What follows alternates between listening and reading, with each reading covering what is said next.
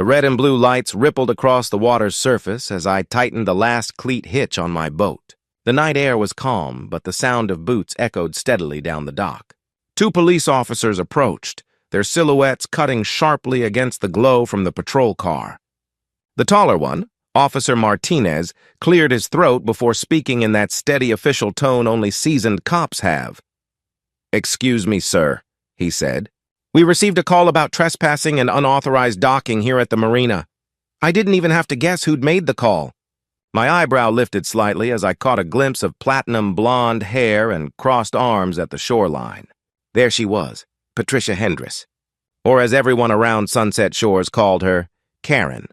She stood there with that smug look of victory, chin tilted, as if she'd finally managed to bring me down after weeks of trying.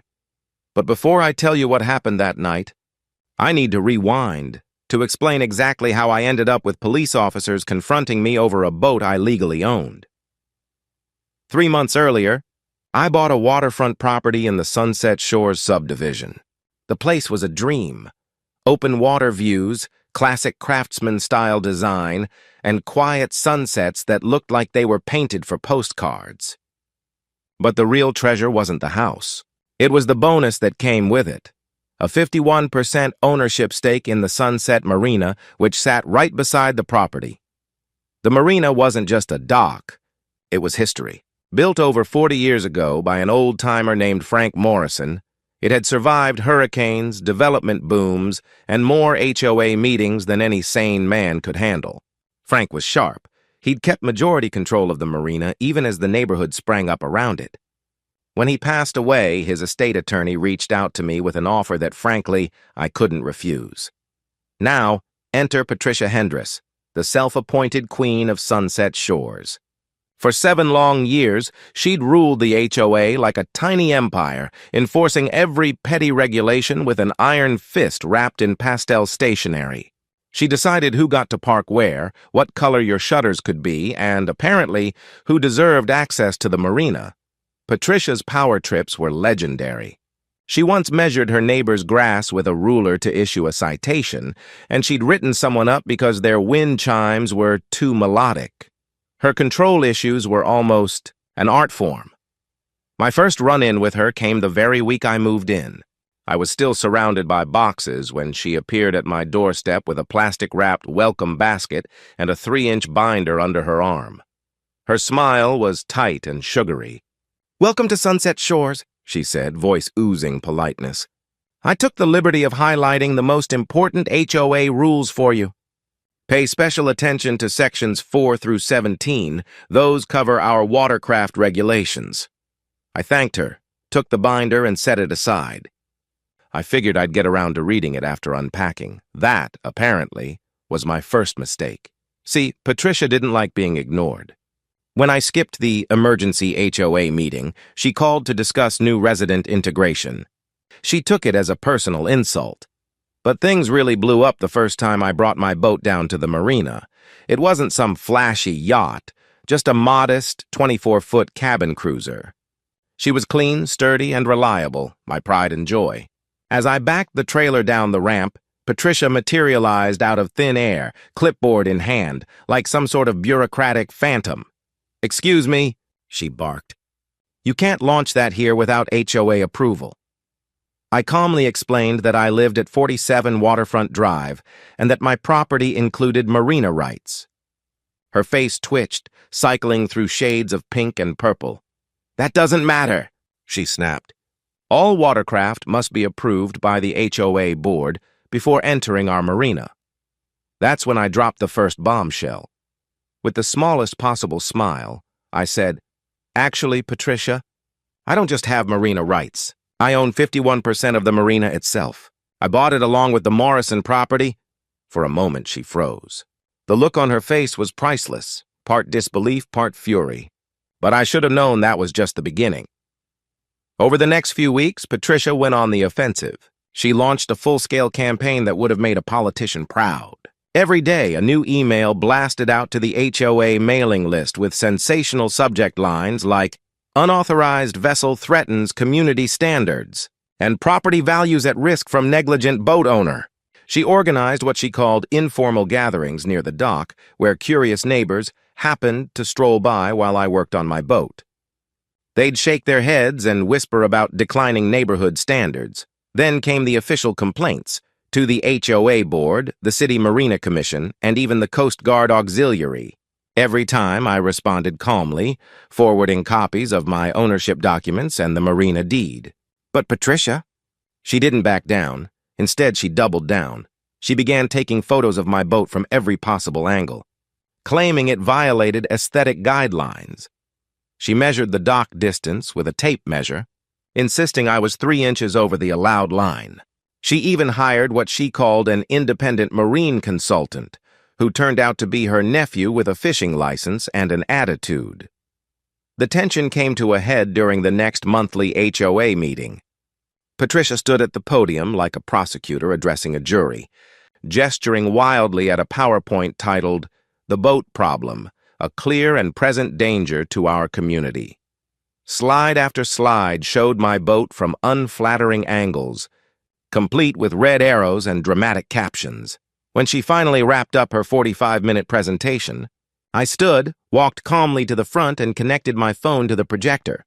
"I'd like to share something with everyone," I said evenly. The screen switched to show the original marina deed and incorporation papers.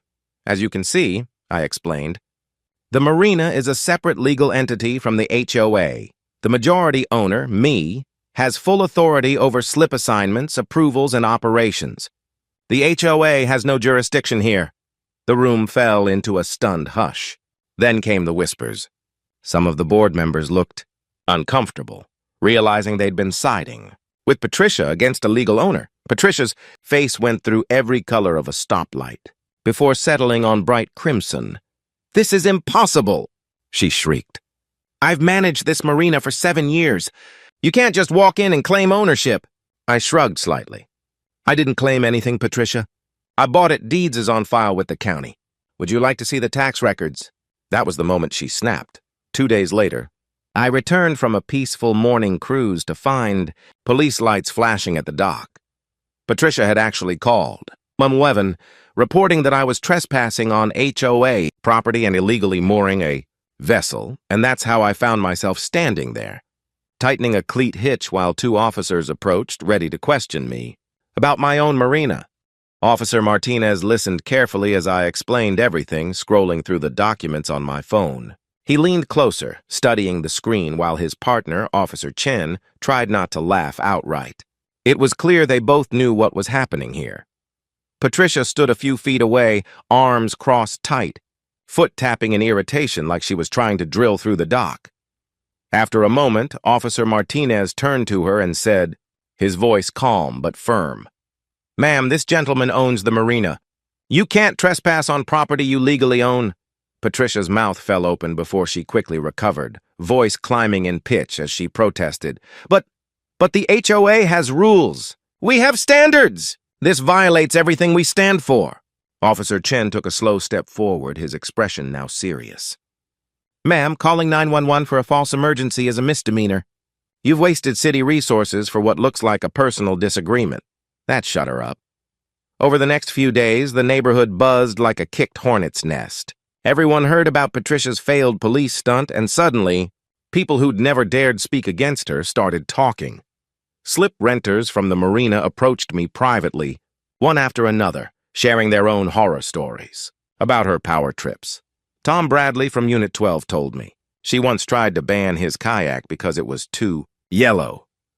Sarah Chan from Unit 33 said Patricia demanded she write a 1-page essay explaining why she deserved a boat slip. That was when I decided enough was enough. I called an emergency meeting for all slip holders and any interested residents. When the day came, the community center was overflowing. You could feel the tension in the air, but also curiosity. I stood before them and laid out my plans for the marina. Clear and confident. First, I said, we're upgrading the infrastructure. New cleats, better lighting, proper safety equipment. No more neglected docks or faulty ropes, the crowd murmured approvingly. Second, I continued, slip assignments will be fair and transparent. No favoritism. No book club politics. This time they clapped. And third, I said with growing conviction, We're done with the nonsense. No aesthetic committees. No boat beauty contests. If your vessel is seaworthy and you respect your neighbors, you're welcome here. That's when I saw her, Patricia, sitting in the back row, her expression a storm of disbelief and fury. When I opened the floor for questions, she sprang to her feet, voice trembling with rage. "This is a coup! You're destroying everything that makes Sunset Shores special." Before I could answer, an older man named George, a longtime resident, slowly stood. His voice was calm but carried the weight of years. "Patricia," he said, "the only thing being destroyed here is your stranglehold on this community." "We're tired of living in fear of your violation notices." Applause broke out instantly. Then came stories, one after another. People brought up the Great Garden Gnome ban of 2019, the mailbox color war of 2020, and the infamous bird feeder prohibition that had driven 3 families to move away. By the time the room quieted, I stepped back to the podium and said evenly, "Here's what's going to happen. The marina will operate independently from HOA control, and starting today there's a strict anti-harassment policy. Anyone caught intimidating, photographing, or falsely reporting other marina users will lose access, permanently."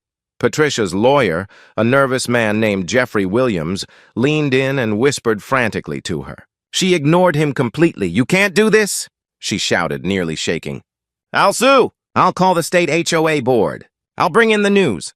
But before she could continue, HOA Vice President Michael Torres stood and raised his hand. His tone was measured but resolute. "I move," he said, "to hold a vote of no confidence in our current HOA president, based on her misuse of authority and actions that have exposed this community to legal liability." You could have heard a pin drop.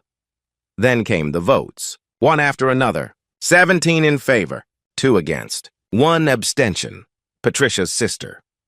When the final count was read, Patricia stood frozen, her lips trembling. Michael Torres cleared his throat and added, "Furthermore, I move that we formally separate HOA governance from marina operations, recognizing Mr. Johnson's legal ownership and authority." The second motion passed unanimously. Patricia's jaw clenched. She grabbed her designer purse and stormed toward the exit. But just before disappearing through the doorway, she turned and hissed, "This isn't over. You'll regret this." But it was over. The next morning, I posted the new marina rules, simple, fair, and focused on safety, not vanity. I also installed a new sign at the entrance, Sunset Marina, privately owned and operated. Slip rentals available to respectful community members. 2 weeks later, I got a new application in the mail. The name on it? Patricia Hendress. She'd bought a small sailboat, clearly hoping to claw her way back into the marina's orbit. I read her application carefully, noting her record, false police reports, harassment complaints, and a pending misdemeanor for misuse of emergency services. I stamped the paper with one word, denied, and I wrote a note beneath it. Due to a documented history of harassment and false reporting against Marina's property, this application cannot be approved. Decision is final. The day she received it, she showed up at the Marina office, face twisted in outrage. Her scream echoed across the water. "You can't do this to me! I built this community! I am Sunset Shores." I looked up from my paperwork, calm as ever. "Patricia," I said, "you're welcome to dock at the public marina 6 miles north. I hear they've got an excellent HOA compliance program. It was the last real conversation we ever had. Her legal battles drained her finances. The court fees from her failed challenges and the fine from her false 911 call forced her to sell her house. She eventually moved to a landlocked community in Arizona. At her final HOA meeting before leaving, she sat silent as the new board systematically overturned her old, petty rules. Meanwhile, I spent that evening at the marina, installing one final touch, a small, discreet sign at my personal slip that read, "Private slip, owner-operated." Under reasonable management, the marina flourished. Families came back. Kids laughed and fished off the docks. The sunsets returned to being peaceful again. No violation notices, no tension, no drama. In the end, Patricia's 911 call, the one meant to humiliate me, had done the opposite. It exposed her corruption to the whole community. The misdemeanor charge stuck. $3,000 in fines, 40 hours of community service, and permanent removal from the HOA board. The local paper even ran a headline, "HOA President's Overreach Leads to Downfall." Her reputation as a real estate agent was ruined. And when she saw the final judgment, $3,000 for one phone call, her voice cracked into a whisper. $3,000 for one phone call. Her lawyer simply nodded. "You're lucky it wasn't worse,"